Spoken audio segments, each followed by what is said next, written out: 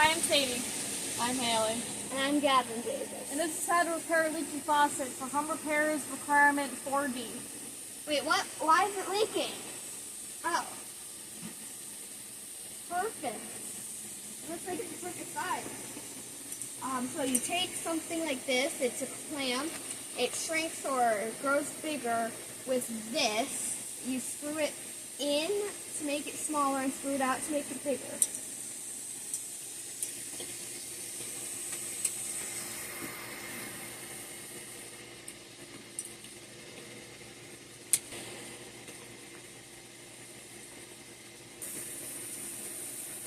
Righty tighty, lefty loosey.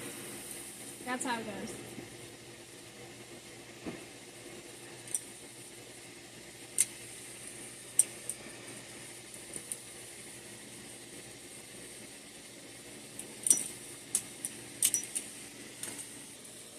We turned it on to show you that it was leaking, but usually what you do is you turn it off and then you tighten it. So that it isn't spraying everywhere. Exactly. Bye!